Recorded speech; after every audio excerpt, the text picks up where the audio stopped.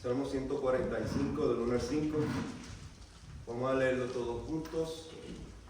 La palabra del Señor dice: Te exaltaré, mi Dios, mi Rey, y bendeciré tu nombre, eternamente y para siempre. Cada día te bendeciré y alabaré tu nombre, eternamente y para siempre. Grande es Jehová y digno de su suprema alabanza, y su gracia es inescrutable. Generación a generación celebrarán sus obras y anunciarán tus poderosos hechos. En la hermosura de su gloria, de tu magnificencia y en tus hechos maravillosos meditarán. Oremos. Padre amado y Padre eterno, te damos gracias, Señor.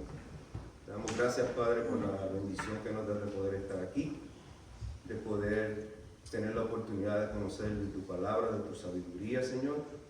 Y te pedimos, Padre, que tú toques nuestros corazones, abra nuestro entendimiento, ayúdanos a tener ese sentimiento de aprender de ti, de honrarte, de glorificarte, de exaltar tu nombre, Señor. Que sean tus palabras y no las mías las que sean presentadas, Señor. Que sea tu Santo Espíritu el que nos guíe en esta enseñanza, Padre, y que podamos salir edificados todos juntos, Señor, como familia en Cristo. Te damos gracias por todo en el nombre de Cristo Jesús. Amén. Amén. Pueden sentarse, hermano.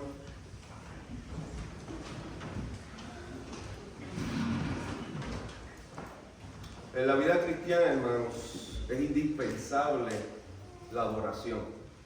Cuando nosotros venimos a los pies de Cristo, la adoración se convierte en algo indispensable. En el versículo 2 nos revela el tiempo que debemos dedicarle a la adoración. Dice, cada día, que es en referencia a nuestro tiempo en la tierra, y dice eternamente, que es en referencia a nuestro tiempo con el Señor en la eternidad. Tanto en este tiempo en la tierra como en nuestra eternidad, la adoración es fundamental. Pero para poder entender estos dos principios debemos de conocer lo que es la adoración primeramente. La palabra adoración en el hebreo surge de la palabra hishtahat, que significa inclinarse, postrarse, rendir homenaje, arrodillarse. Básicamente esas son las descripciones que da sobre la definición hebrea. La palabra adoración en su definición bíblica es la acción interna del corazón del ser humano para con Dios, mostrando en su vida obediencia, servicio y amor. Ahora, ¿cuáles son los beneficios de la adoración? Número 1, nos brinda una comunión con Dios. Número 2, nos fortalece. Número 3, nos brinda crecimiento espiritual. Número 4, nos renueva. Esto es cuando fallamos, cuando nos equivocamos. Al alabarlo nos renueva. Número 5, nos brinda gozo y paz. Número 6, nos ayuda a andar en el Espíritu. Y número 7, le damos gloria y honra a Dios. Estos son los beneficios de la adoración a Dios. Ahora, tristemente muchas personas, aún siendo cristianas, desconocen y no le dan el valor que le corresponde a la adoración en su vida. Pero Satanás conoce el poder de la adoración.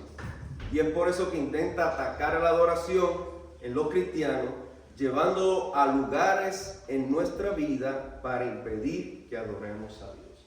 Satanás va a intentar atacar nuestra adoración a Dios, llevándonos a lugares en donde puede que nos ubique y nos impida adorar a Dios. Hoy vamos a estudiar 3 lugares en donde Satanás desea que estemos para no adorar a Dios. Quiero que busquen en su Biblia el Evangelio de Juan, capítulo 4. Versículos del 16 al 24. El Evangelio de Juan, capítulo 4, versículos del 16 al 24. La palabra del Señor dice: Jesús le dijo, esto hablándole a la mujer samaritana: llama a tu marido y ven acá. Respondiendo la mujer y dijo, no tengo marido. Jesús le dijo, bien has dicho, no tienes marido. Porque 5 maridos has tenido y el que ahora tienes no es tu marido. Esto has dicho con verdad. Le dijo la mujer, Señor, me parece que tú eres profeta. Nuestros padres adoraron en este monte y vosotros decís que en Jerusalén es el lugar donde se debe adorar. Jesús le dijo, mujer, créeme que la hora viene cuando ni en este monte ni en Jerusalén adoraréis al Padre. Vosotros adoráis lo que no sabéis. Vosotros adoráis lo que no sabéis. Nosotros adoramos lo que sabemos, porque la salvación viene de los judíos. Mas la hora viene y ahora es cuando los verdaderos adoradores adoren al Padre en espíritu y en verdad. Porque también el Padre tales adoradores buscan que le adoren. Dios es espíritu y los que le adoran en espíritu y en verdad es necesario que le adoren. Aquí vemos la historia de la mujer samaritana. Todos conocemos ese encuentro entre Jesús y la mujer samaritana, ¿verdad? Los samaritanos admitían que Dios le había ordenado a sus antepasados que había que buscar un lugar o señalar un lugar específico para adorar, un lugar físico. Los samaritanos entendían que ese lugar era el monte de Gerizim, en donde en sus cercanías se encontraba un pueblo llamado Siquén. La importancia de este pueblo llamado Siquén es que este fue el lugar especial para ellos porque fue la primera vez que el padre Abraham hizo un altar para adorar a Dios. Por esa razón los samaritanos adoraban en el monte, mientras que los judíos adoraban ¿en dónde? En el templo, porque era el lugar en donde se encontraba la presencia de Dios entre su pueblo. En el tiempo de Cristo existía ya el segundo templo, que ya había sido reconstruido bajo el imperio persa. Ya en este punto de la historia, si analizamos, había una diferencia geográfica o física referente al lugar en donde se debería adorar a Dios. Y esta diferencia en aquel tiempo reflejaba quién eras y qué clase de adoración presentabas. ¿Por qué digo esto? Porque los judíos no iban a adorar al monte y los samaritanos no iban a adorar al templo. Cuando veían a una persona yendo al monte a adorar, ya se identificaba como ¿qué? Como samaritano. Ahora veamos la historia de la mujer samaritana, en donde comienza Satanás a atacar a la adoración. En el versículo 12, nuestro Señor Jesús dice, vosotros adoráis lo que no sabéis. Nosotros adoramos lo que sabemos porque la salvación viene de los judíos.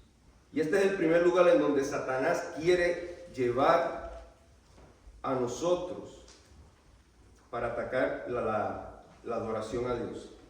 Y es el desconocimiento de Dios. Los samaritanos no conocían a Dios. No tenían una revelación correcta de Dios.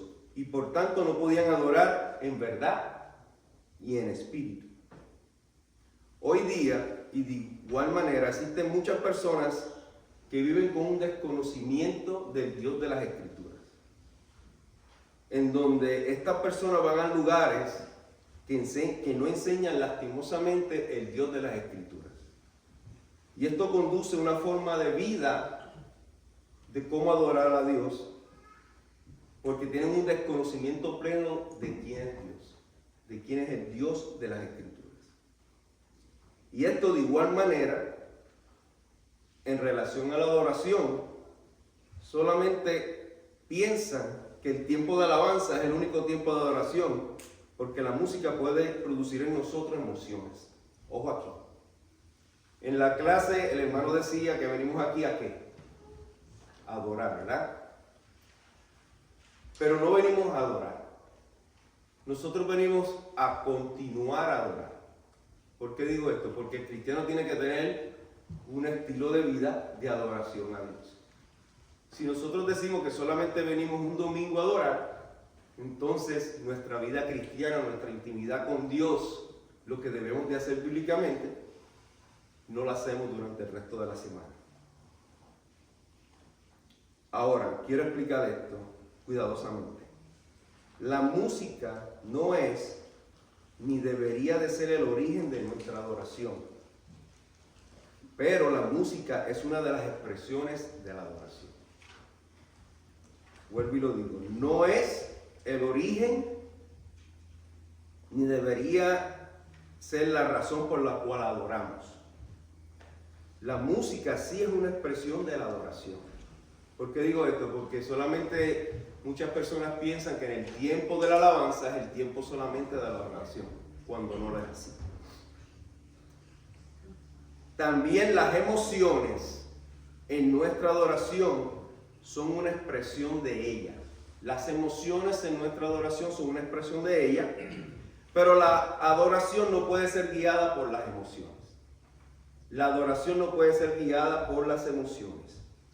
Nuestros sentimientos y emociones deben ser guiados por la verdad escrita en la palabra de Dios. Única y exclusivamente por la verdad escrita en la palabra de Dios. Porque de lo contrario, no sería adoración, sino sería emocionalismo. Busquemos Romanos 12, del 1 al 2.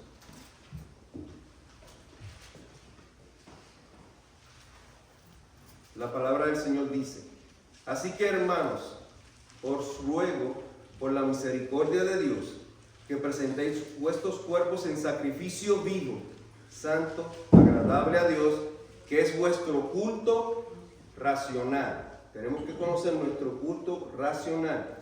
No conforméis a este siglo, sino transformados por medio de la renovación de nuestro ¿qué? Entendimiento, para que comprobéis cuál es la buena voluntad de Dios, que es agradable y perfecta. Tenemos que conocer, entender al Dios, tener el entendimiento del Dios de las Escrituras para poderlo alabar, para poderlo glorificar. Ahora, a nosotros escuchar una alabanza, o leer la Biblia, o orar, o escuchar un testimonio, nuestras emociones resaltan. ¿Por qué resaltan nuestras emociones? Cuando nosotros escuchamos una alabanza, cuando vemos a alguien aquí dando un testimonio, cuando leemos la Biblia, ¿por qué resalta nuestras emociones? Porque conocemos al autor de todo ello. Porque conocemos al autor de todo ello. No estoy diciendo que no hay emociones en nuestra alabanza, pero la alabanza no puede ser guiada por nuestras emociones. La alabanza, las emociones es una expresión del sentimiento de alabanza en el cual usted está presentando en ese momento. Yo pertenecía antes a otra iglesia en donde cada vez que iba yo era nuevo en el Evangelio y veía siempre una hermana alabando y glorificando y a veces hasta lloraba por el sentimiento. Yo no entendía eso. Yo no sabía mucho de la Biblia. Y una vez le dije a Dios que yo quería sentir eso. Quería sentir cómo esa hermana hace todo eso porque yo no lo entendía. Y Dios contesta. Ahora, cuando uno lee la Biblia, no sé si a ustedes les pasa, ¿qué uno hace? Se emociona porque conoce al Dios de la Biblia. Cuando un hermano viene aquí a dar un testimonio y dice, Dios hizo esto, ¿qué uno hace? Se emociona porque conocemos al Dios de la Biblia. Todo esto ocurre en el medio de la alabanza. Y este es el primer punto en donde Satanás quiere atacarnos. Si no conocemos al Dios de la Biblia, no podemos llevar una alabanza propia que agrade a Dios. El segundo lugar donde Satanás nos desea llevar para afectar nuestra adoración está en Juan, capítulo 6, versículos 22 al 26.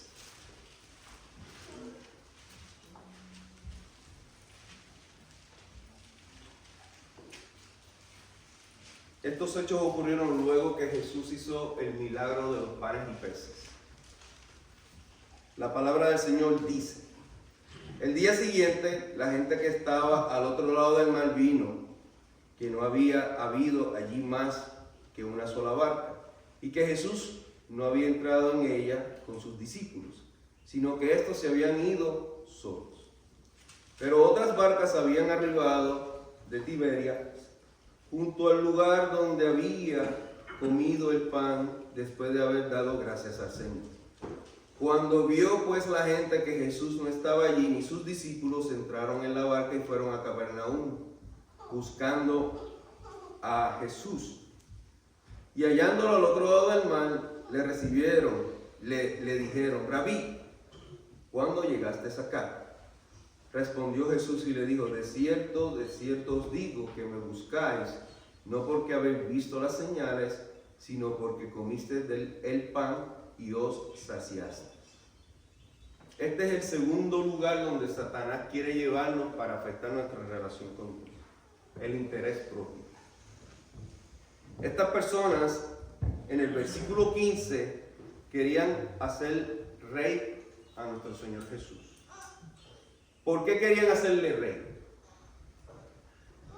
Porque querían que Jesús, porque la Biblia dice en el versículo 15, pero entendiendo Jesús que iba a venir para apoderarse de él y hacerle rey, volvió a retirarse al monte él solo. ¿Por qué lo querían hacer rey?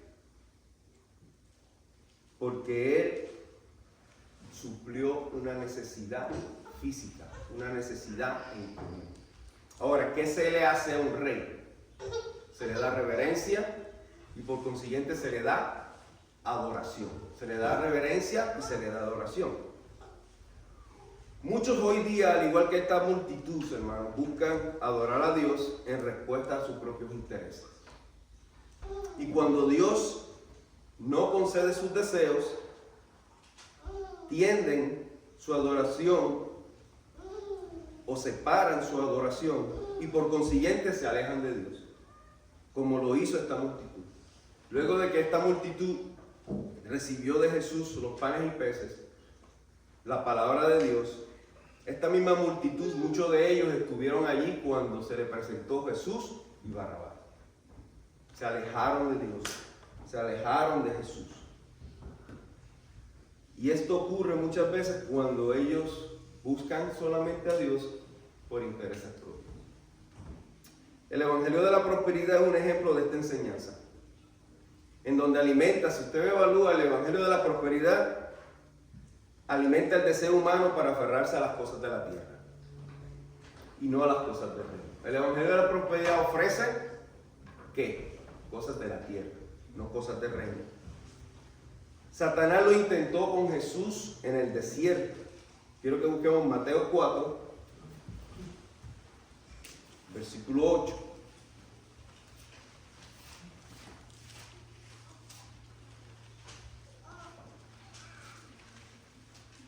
La palabra del Señor dice: otra vez le llevó el diablo a un monte muy alto y le mostró todos los reinos del mundo y la gloria de ellos. Y le dijo: todo esto te daré si postrado, ¿qué? Me adoraré. Fíjense esto, ¿qué le ofreció Satanás a Jesús para que... ¿Qué le ofreció? Todas las cosas del mundo. Todo lo que el mundo ofrece. La gloria y los reinos del mundo. ¿Y qué él pedía a cambio?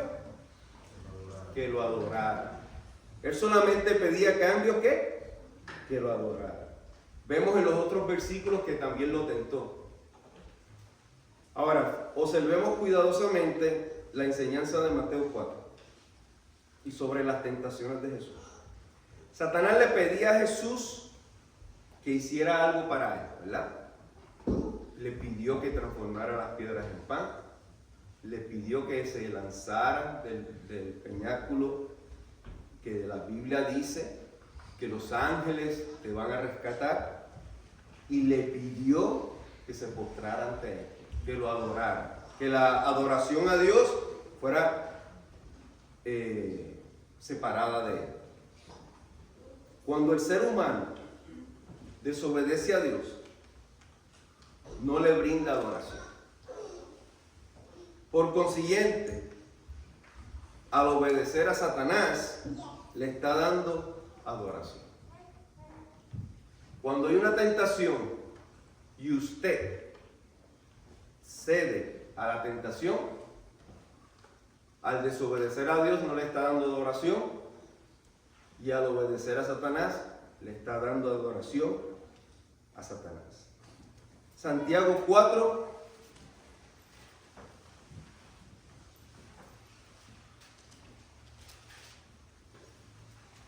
versículo del 3 al 7. La palabra del Señor dice: pedís y no recibís, porque pedís mal, para gastar en vuestros deleites. Oh almas adúlteras, ¿no sabéis que la amistad del mundo es enemistad contra Dios? Cualquiera pues que quiera ser amigo del mundo se constituye enemigo de Dios. ¿O pensáis que las Escrituras dicen en vano: el Espíritu que Él ha hecho morar en nosotros nos anhela celosamente? Pero Él da mayor gracia. Por esto dice Dios: resiste a los soberbios y da gracia a los humildes. Versículo 7. Someteos pues a Dios, resistid a Él, y Él huirá de vosotros. Y Él huirá de vosotros. Tenemos que entender que Satanás nos va a atacar, Satanás nos va a tentar. Aún ya siendo salvos, aún ya teniendo la promesa de Dios, aún ya teniendo la seguridad de salvación. ¿Por qué nos ataca? Porque si nosotros caemos y damos mal testimonio, ¿qué ocurrirá con aquellas personas que nos ven? ¿Cómo presentamos a Dios?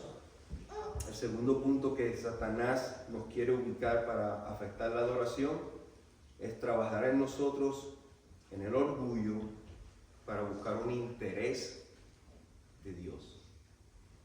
El Evangelio de la Prosperidad, nuevamente digo, tú das para que te multiplique. Hay bendiciones, pero no van acorde a nuestros intereses, sino al propósito perfecto que Dios tiene para nosotros. El tercer lugar en donde Satanás intenta llevarnos para afectar nuestra adoración, hermanos, es en una situación que afecte nuestras emociones, en una situación que afecte nuestros sentimientos. Quiero que busquemos 2 de Samuel 12, 12 del 7 al 18.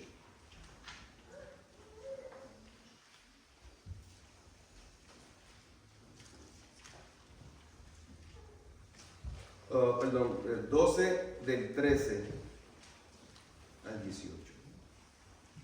Esta es la historia de David.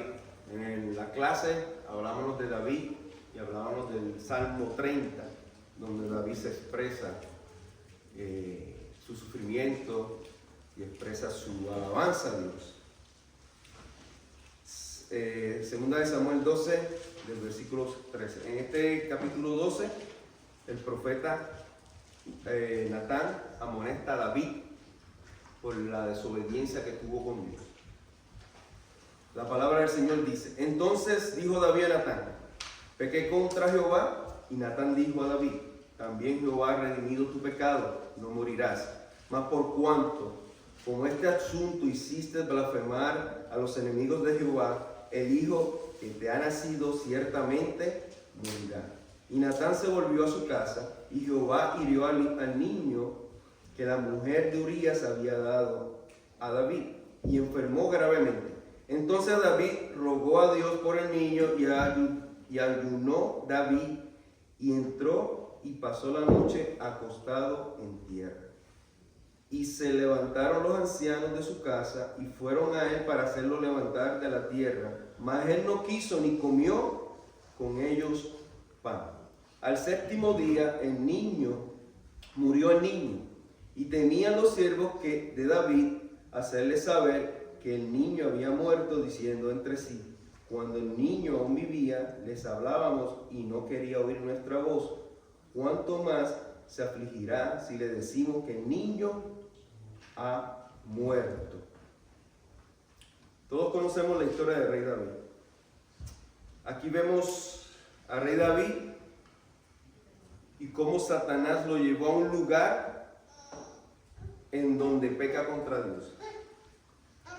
Este pecado trajo como consecuencia no tan solo hacia él, sino también a su familia, porque Dios hirió al hijo.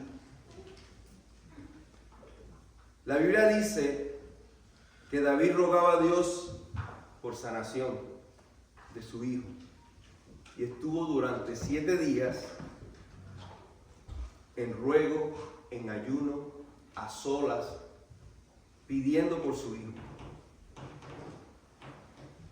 Y en este proceso David sufría. La pregunta sería, ¿cómo reaccionaríamos a una situación como esta? En el ejemplo de David, era difícil. Si nosotros como padres tenemos un hijo enfermo, ¿cómo nos duele?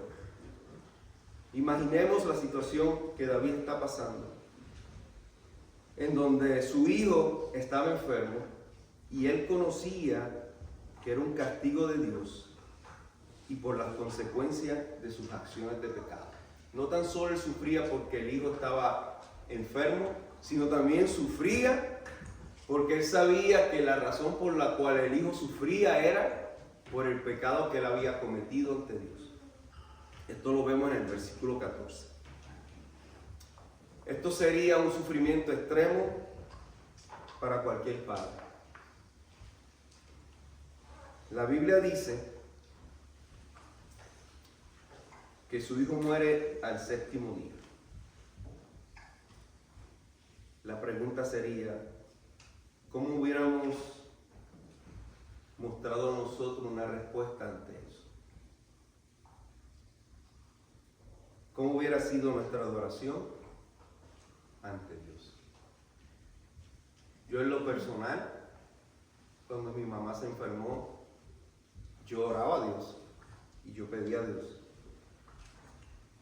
Mi mamá se enfermó una vez, lloré y Dios la sanó.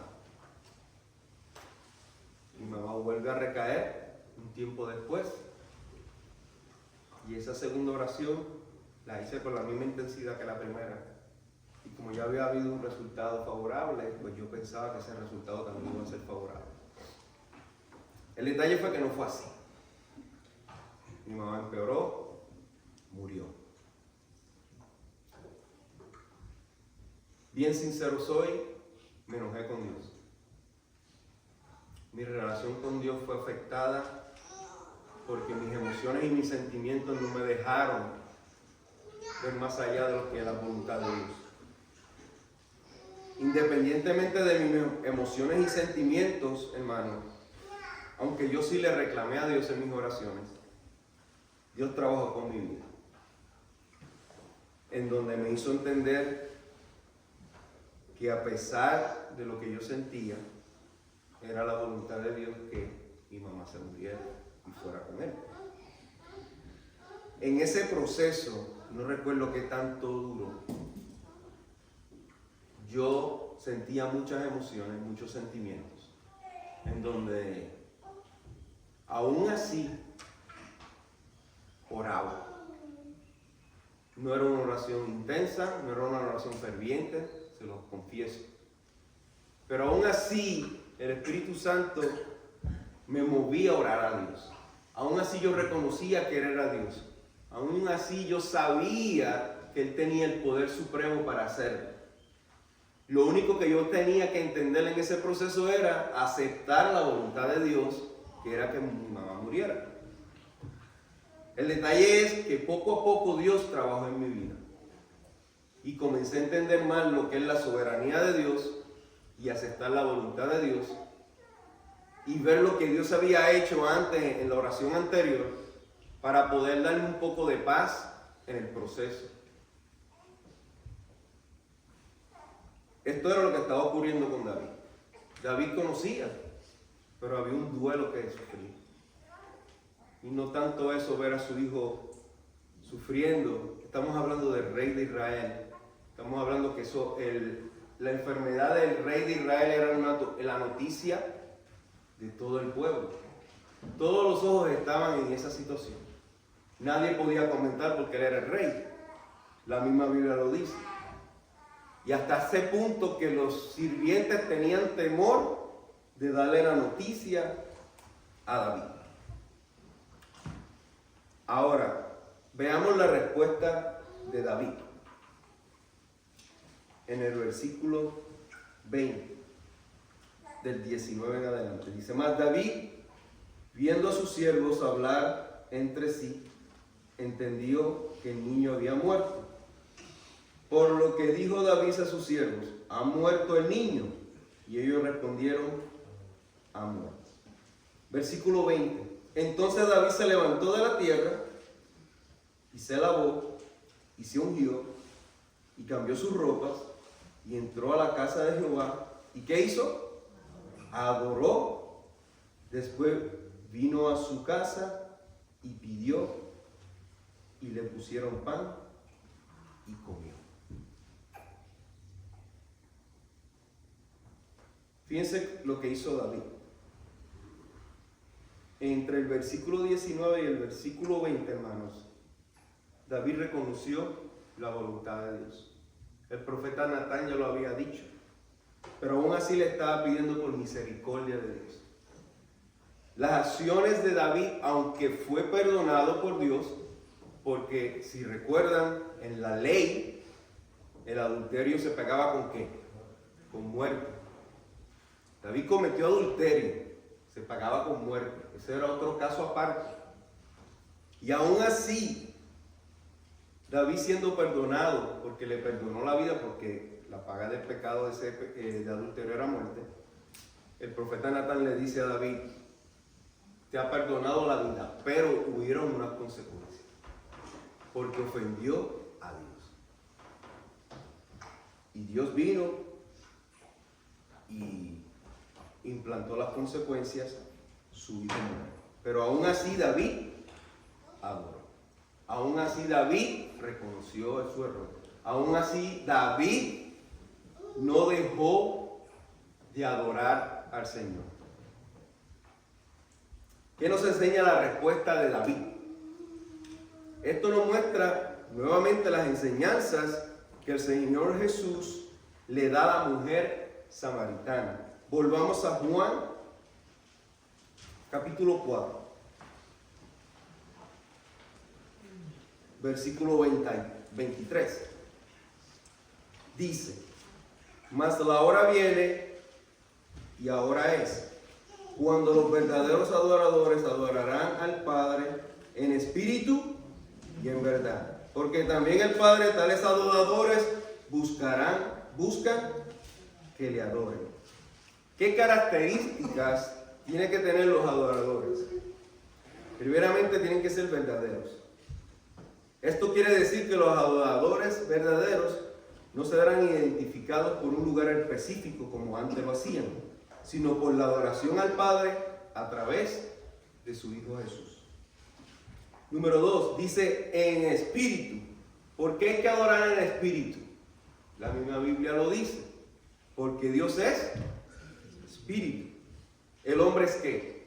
Alma, cuerpo y espíritu.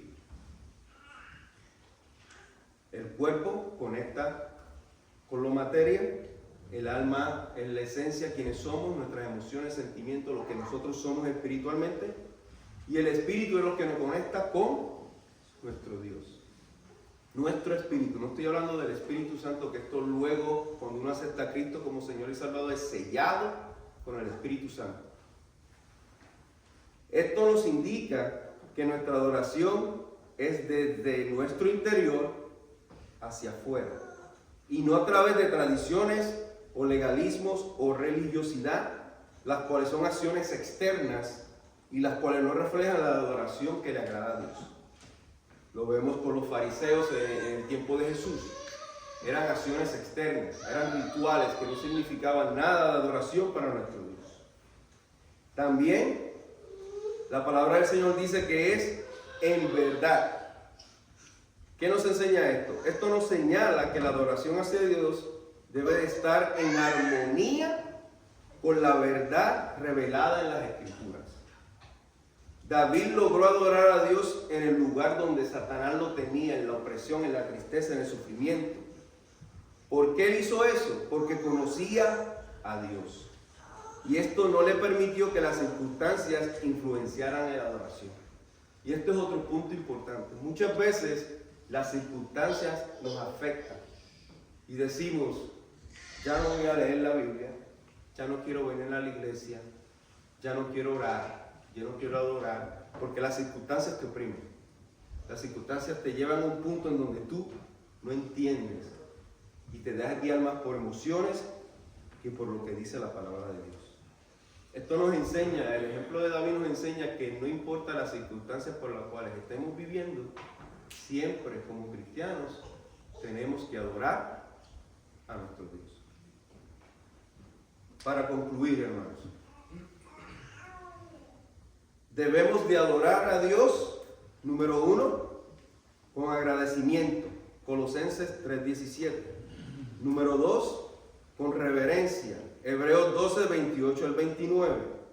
Número 3, con unidad, Romanos 15, 6. Número 4, para edificación a todo el cuerpo de Cristo, Primera de Corintios 14, 12. Y número 5, como dice Juan 4, 24, en espíritu y en verdad.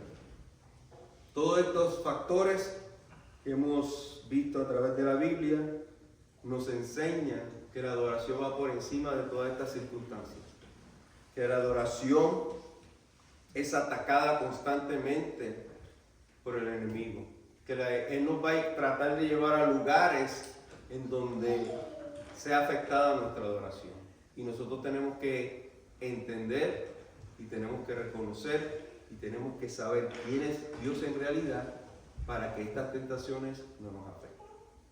Amén. Amén. Vamos a ponernos de pie para orar.